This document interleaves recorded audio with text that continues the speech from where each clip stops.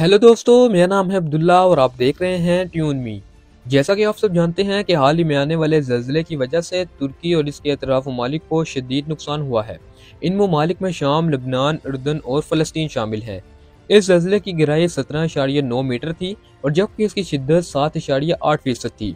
लेकिन अगर जानी और माली नुकसान के हवाले से देखा जाए तो सिर्फ तुर्की में ही 20 लाख से ज़ायद अफराद इस ज़लज़ले की वजह से मुतासिर हो चुके हैं, जिनमें से 5 लाख अफराद को महफूज कर लिया गया है। लेकिन 20,000 अफराद हलाक भी हो चुके हैं और इस पर मजीद ये कि 2 लाख से ज्यादा अफराद जख्मी भी हैं, जिसकी वजह से तुर्की के अस्पतालों में जगह खत्म हो चुकी है। 3,000 से ज्यादा इमारतें तुर्की में जमीन बोस हो चुकी हैं। तुर्क हुकाम के मुताबिक इस मलबे तले अभी भी लाखों अफराद मौजूद हो सकते हैं। तुर्की में मजमूई तौर पर 6 फरवरी 2023 को चंद मिनट्स के वक्फे से 3 ज़लज़ले के झटके रिकॉर्ड किए गए। पहले ज़लज़ले की शिद्दत 7.8% थी, दूसरे ज़लज़ले की शिद्दत 7.5% थी और जबकि तीसरे ज़लज़ले की शिद्दत 6 रिकॉर्ड की गई। दूसरे ज़लज़ले से ज्यादा नुकसान तुर्की के दारुल हुकूमत अंकारा और उर्दन में रिकॉर्ड किया गया, जिसके बाद अमवात की तादाद में भी इजाफा होता चला गया। तुर्क हुकाम के मुताबिक तुर्की की 100 साल तारीख में ये ज़लज़ला तबाहकुन और शदीद तरीन ज़लज़ला रिकॉर्ड किया गया है।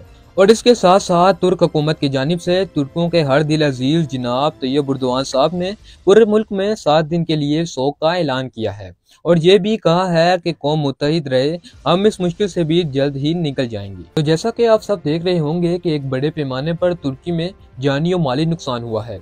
तो क्या आप जानते हैं कि 3 रोज कबल ही इस बारे में बता दिया गया था? जी हाँ, 3 दिन पहले ही इस ज़लज़ले की पेशन गोई कर दी गई थी। इस ज़लज़ले की पेशन गोई नीदरलैंड के एक रिसर्चर ने की थी। इसका नाम डिच रिसर्चर फ्रैंक था। इसकी वीडियो 2 फरवरी 2023 को ट्विटर पर नशर की गई थी, जिसमें इसने बताया था कि तुर्की में बहुत जल्द ज़लज़ला आने वाला है।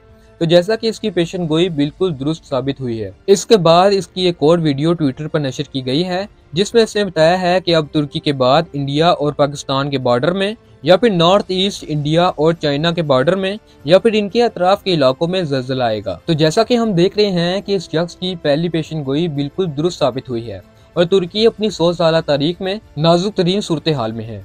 तो क्या फिर अगर इस शख्स की दूसरी पेशन गोई भी दुरुस्त साबित होती है, तो क्या फिर ज़लज़ला इंडिया और पाकिस्तान के बॉर्डर पे आएगा या फिर इंडिया और चाइना के?